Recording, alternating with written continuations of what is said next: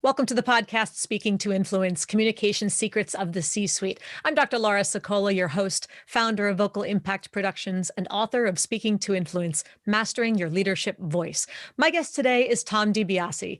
Tom is the Senior Director of Cyber Operations for Capital One.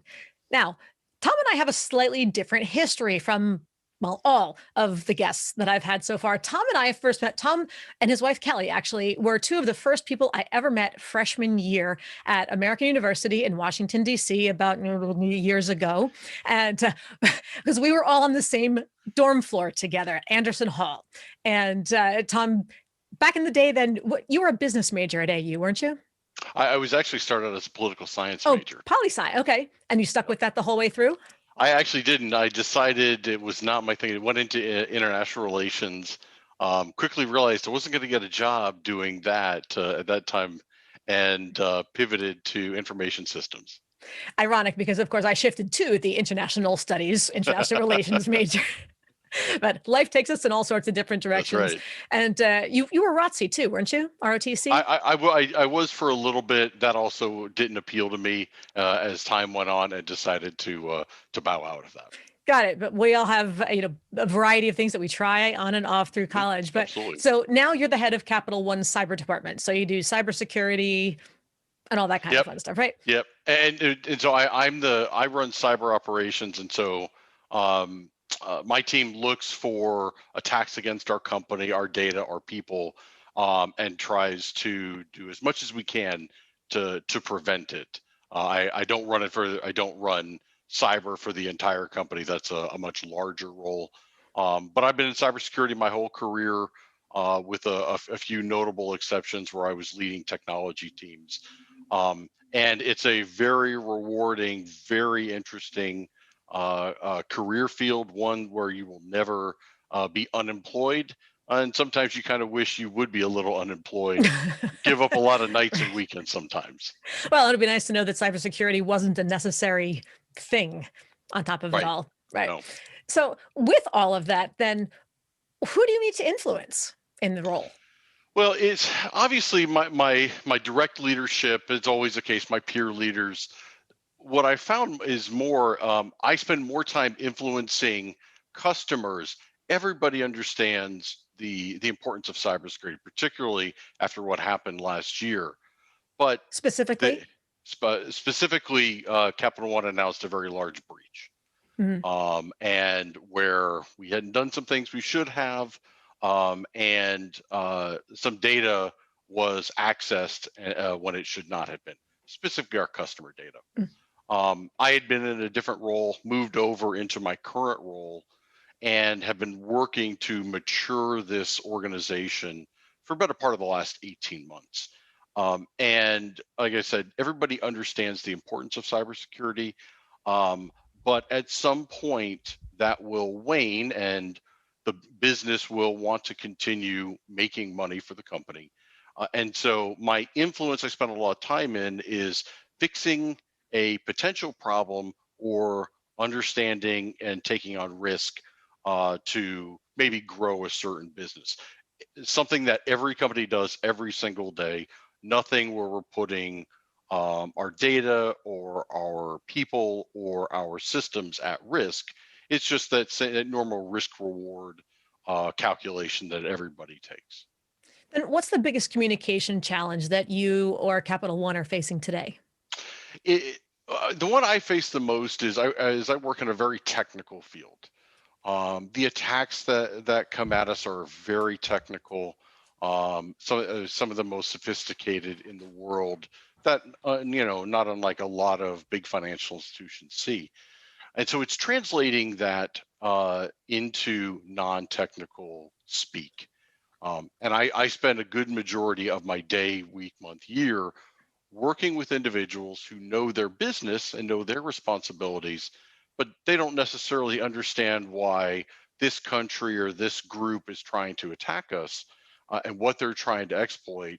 And so I spend a lot of time working with them to understand that this impact comes from this risk, and you want to help resolve it because it will help you make money in the future. So you will be able to go. Yep. Also, who do you need to, the idea of having to explain why certain attacks are coming from different countries, like that's a very big question. Who are you helping to translate, or who are you translating this information to? I am generally helping to translate it for the for my peer senior directors and vice presidents, whether it's in technology or for our business partners. Yeah, I think a lot of it is, for the most part, people just they just want an answer from you. Is this safe or not? And it's not my job to say if it's safe or not. It's my job to present the risk and then work with that individual so that they can make that decision. In the company, we have a concept of the accountable executive, and they can take risk on behalf of the company. And so I need to explain to that accountable executive, this piece of software that's 3 years old that you don't want to patch because you've got to create, you've got to create 800 lines of code for that then needs to go through testing, is time and money that you don't want to spend because you want to go spend on this particular new business enterprise. But the risk from not doing that could put that new enterprise in jeopardy. So helping people to understand the options and the respective risks Exactly. and rewards for each one. You're not going to make the decision for them, but you'll let them know what is behind each of the options. Exactly. Got it. And do you ever find that in those options you do have a strong opinion? Oh, I always have a strong opinion. That's the Tom I know and love. Okay, that makes more sense. There's no question about that. But and I will give them my opinion, but my opinion only carries so much weight because I cannot take risk for the company. Right. I can present a risk. I can clearly delineate those trade-offs. In my role, there, my voice carries a lot of weight, but it's not the end decision. Right. But you're able to take that and have some influence on those ultimate decision makers by giving your opinion and your explanation or perception as to why option A is better than option B. Absolutely. Nice. Then what's a mistake you made along the way, or maybe a lesson that you had to learn the hard way on this learning curve? Yeah, this is a good one. When I worked at Fannie Mae, and this was early on in my cyber career, we had contracted with an external company to do some testing of our external networks. Common thing most companies do, and I had communicated it with what I thought were all the right people, and what was going to happen, and during these hours, like the full logistics of it. And the company that had been doing their testing, everything was fine. And then they came back and said, "Hey, we think you might be vulnerable to this particular vulnerability. We really though need to test it out." And I said, "Yeah, I mean everybody knows it's happening. That's fine." Well, they tested out something that took down part of our external network, and Oops. this was early 2000s, height of the housing boom at that time. And Fannie Mae fronted technology for thousands of mortgage companies, and that basically brought the company's origination underwriting decisions to its knees for about 4 hours. Wow. And so kind So of where went was through. your mistake in this? My mistake was in the assumption that my communication had been enough, that I had pre-coordinated everything, but I had not told anybody else about this okay to go ahead and test this vulnerability. And what it learned from me, what I learned from it is every time you think you've over communicated, you haven't communicated enough. Keep doing it, talk to different people, try different things, and every step along the way, ensure those who need to know have the information about what you're doing. That nobody's left out of the loop. Exactly. And I learned a little bit of thick skin. That was the time my senior vice president told me it's one of the 5 dumbest things he's ever seen. Always something that you look forward to hearing. Yeah, so it was probably one of the most embarrassing things I had ever been through, but I learned from it, and nobody ever really held it against me. Well, clearly you've done okay. So Exactly. we all tuck our tail between our legs from time to time. We go, That's lick our right. wounds and then head back to work. That's So right. then what's the next big goal for you, whether personally or for Capital One? And what communication skills will you need to develop in order to achieve it? Yeah, I think the biggest one is once we get out of everything that we're doing relative to the breach, there will be a natural waning of people caring every single second every day about cyber at Capital One. Mm. And the what's the term I'm looking for? The spotlight that we have now will wane. Mhm. And so we're gonna have to spend more time fighting for resources, but and then also describing the impact that we have. Again, we're never going to go back to 10 years ago where like the care is very limited. What I'm going to have to do is I'm going to have to continue to develop a message that resonates about the importance of constant improvement, constant investment at a time when we might be shifting to other priorities. And who will you have to develop that message for? I'll have to develop it for a lot of the same people I talked about earlier. Obviously, my leadership is always going to understand they are the responsible and accountable parties for cyber at the company. Um, but uh, but there are a lot of others that every single day I will be working with. Again, my tech partners are probably the biggest ones because they're gonna not have as many resources because they're going to go back and spend more time focusing on the business. And so it's clearly articulating why we still have to fix these problems. Um, and and it's going to be different stories I'm going to have to tell. So the same message that I use today is not going to work then. I'm going to have to develop a different message with different reasoning than I've used in the past. Now you mentioned storytelling, and that's interesting because that's always something that people are a skill that people are trying to develop better. What kinds of stories do you need to weave today versus what you think you'll have to weave later? What does a story look like from your perspective? A story a lot of times looks like a an explanation of a reason in the listener's um, perspective. And so I like in this case, I'm going to have to develop ways to articulate why my particular part of cyber is so important in terms of being able to take more risk in the company.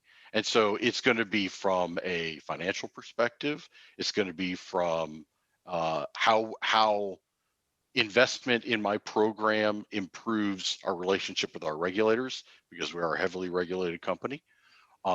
And in general, the realization that by doing some of these things, a company can take more risk that they might not have been take in the future. And so it's putting together that holistic story of how somebody who doesn't live cyber on a day in, day out basis is going to be able to address what they need to address. All right, Tom, this takes us to the listener 24-hour influence challenge. So, given everything we've discussed so far, this is your chance to speak directly to our listeners and to challenge them to take one step that they can complete within 24 hours to have more influence. How do you want to challenge our listeners today? I'd like to challenge your listeners to always to put themselves in their customer's perspective. Um, and whoever your customer is, could be your family, could be something you're doing in your business life, could be your friends, somebody you're trying to influence. And in whatever you're trying to get from them, understand what their motivation is. So not what you want to achieve, but why should they want to work with you? And by doing that, even in a very small thing, even if it's something you do every single day, it will probably make it just a little bit easier for you to get your point across, to get them the decision that you want them to make, or just uh, solve what you're trying to solve. to help them understand or try to think about the what's in it for me from their perspective. Exactly. Exactly. All right. So this is an empathy lesson. Everybody out there, and it sounds like, Tom, you're using the word customer the way I use the word audience, meaning whoever Yes. you're talking to, whoever you're trying to persuade to join you or to say yes to something. Absolutely. All Absolutely. right. So to your audience, your customer, whoever you're talking to, put yourself in their shoes. You don't have to walk a mile in them necessarily, but you at least have to try them on. That's right. All right. I love it. Terrific. And this brings us to the next part of the interview, which is about how you lead others. When you think about terms like executive presence, otherwise known as leadership presence or command presence, what does it mean to you? So it's a tough one. It's one of those things you sometimes know better when you see it. Yeah, But I always think people who have executive presence are the ones that can lead a group of people through a difficult situation, no matter what it is. They might hate the decision, they might not agree with it, but they get people through it, and then those people gravitate towards that individual.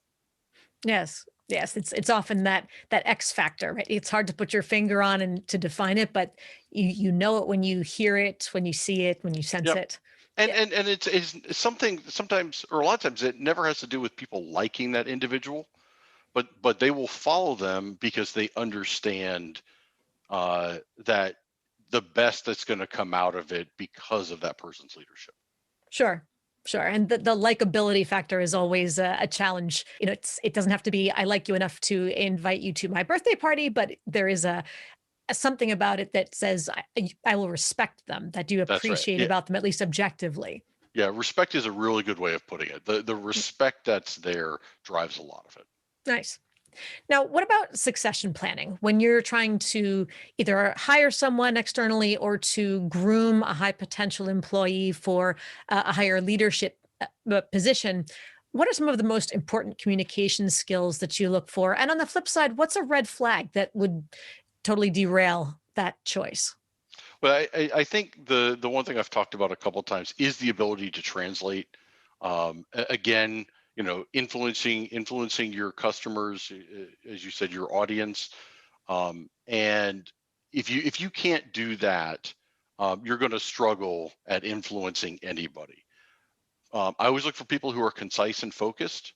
When I do my interviews, I don't need a volume necessarily on some of my answers, but I like them to set the stage, get the point across, ask for feedback, and then lastly, I look for leaders who can build a genuine rapport with whomever they're talking to, whomever they're communicating with.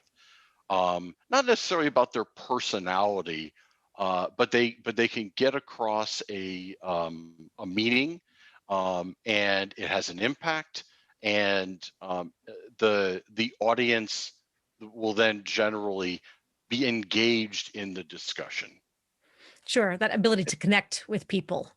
Yeah, absolutely, absolutely. And I mean, some of the best I've seen are probably not some of the best or the most um, gregarious. So personality traits don't necessarily have much to do with that. It's more about just being able to do that in the moment. Now, you asked about a red flag. I always struggle with people who tend to spend a little too much time talking about themselves and what they've done. It's important in all situations, especially if you want to set that rapport, but realize that if you're trying to be successful at the next level, falling back on what you've always done is not going to make you successful going forward. Yes, agreed. Of course, and that's a fine balance, right? When you're in an interview, for example, you have to talk about yourself to some Mhm. extent, but to what extent and what Exactly. details and where is it the pat self on the back a little too much versus right That's right. walking that fine line. That's right. Now, what about when you and your direct reports need to bring information to you? They're going to pitch an idea or they need your advice on something. What's something that you wish they would do more of or do less of, or more specifically, perhaps a time when they brought an idea to you and you just went, no, they pitched it and it did not go well. What did they do wrong? What could they have done Um, differently? Well, I had a situation like that when I was back in the government, and I had one of my subordinates was looking to pitch an organizational change. It was great. I mean, it made all sense. But the truth, they hadn't done enough with it, and that was they hadn't highlighted how it could go wrong, and why it could go wrong, and they hadn't talked to any of their peers. And this wasn't just sort of a feel out type discussion. This was a formal presentation, and I listened to it, and then I immediately said, no, we're not going to do it. That person was very surprised by that, and I communicated, like, look, like, when we go and make this change, because I agree with the change, but you have not socialized this. It's not for me to socialize, it's for you to socialize. And two, you have not talked about how it could fail.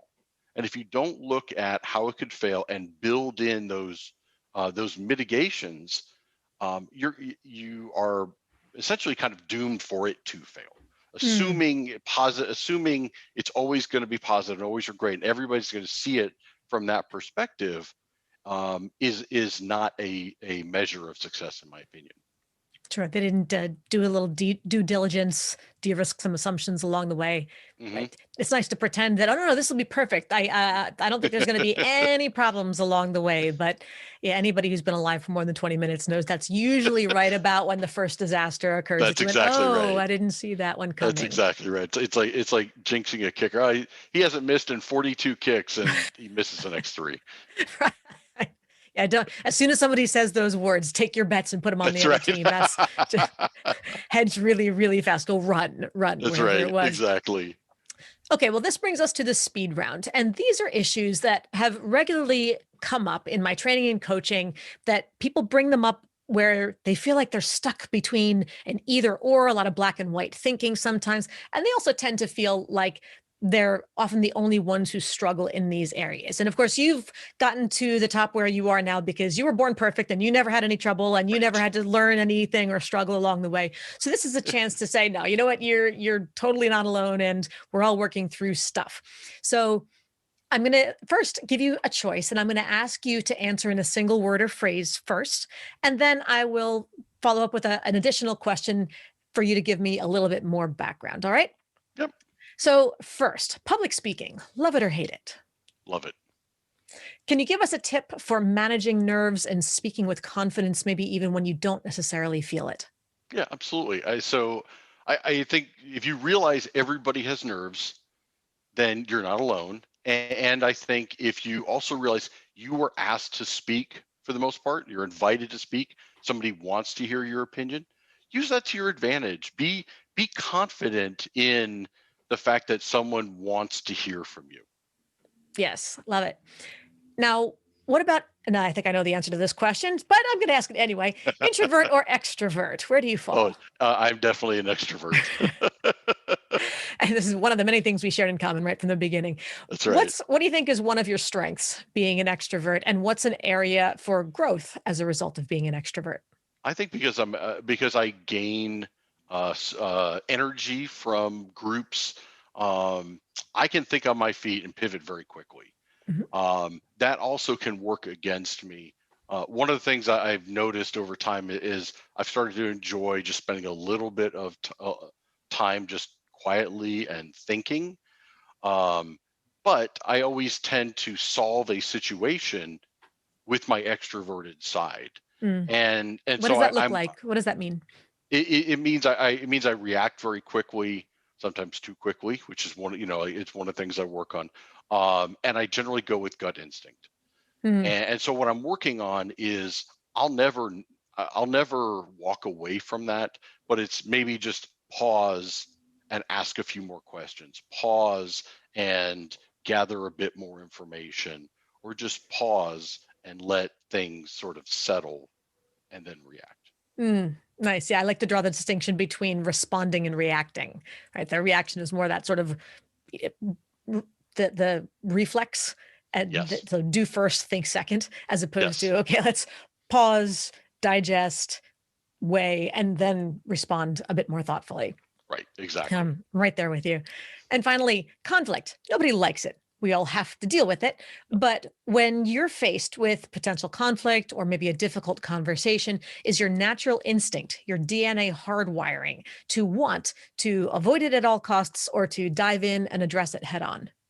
It's definitely to dive in and address it head on, which is also means something I sometimes work a little too hard on sometimes because I read and react. If I see conflict, I sometimes bring my conflict attacking side, Mm, and a situation sometimes escalates maybe a little further than it needs to. And so I've been working on addressing it, but addressing it in terms of what's the underlying problem, not addressing the reason or the consequences of the conflict, but the reasoning behind it. yeah. So get to the root as opposed to put on this topical solution first. Yeah, yeah, exactly. Nice. Well, Tom, this has been great catching up with you again. Thank you so much for joining. How can people learn more about you and Capital One? Well, for Capital One, you can follow us on any social media platform, but certainly www.capital1.com. Myself, I'm on LinkedIn. You can follow a little bit about me there. And I'll put all this And in the show notes, of course, so people can go there to find those links. excellent. And thank you very much. This has been a pleasure. For your audience, this is my first podcast, and so it's been a thoroughly enjoyment. Well, this has been a lot of fun for me too. And I want to thank you for coming. I want to thank our guests for listening in.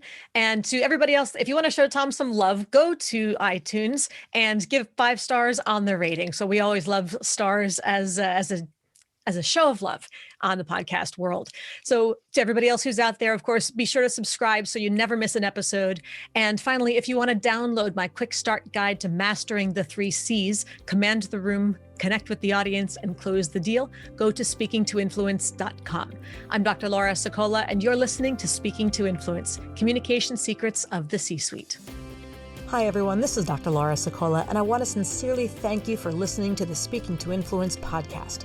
If you love listening to these episodes as much as I love bringing them to you, be sure to subscribe so you never miss an episode. And please go to iTunes right now to rate and review our podcast in order to help us expand our reach so even more people can master the 3 C's to command the room, connect with the audience, and close the deal. Thanks for listening to Speaking to Influence, Communication Secrets of the C-Suite, the show for leaders who want to speak with impact. The hosts, producers, owners, and media distributors of the show make no guarantees that the strategies and information discussed will result in profit or other success and may result in losses. The opinions and statements of the hosts and guests do not necessarily reflect the opinions of the owners, staff, managers, broadcasters, or sponsors of the show. No medical or psychological therapy or personal or professional wellness or relationship advice is offered in the show. You are advised to seek counsel on matters related to your health, family, relationships, job, or other business and legal matters from licensed advisors in those areas prior to making any changes in business or lifestyle. No information provided may be suitable in your situation. As always, take responsibility for the decisions and actions you take, including the reactions they may make in your work, family, health, and life.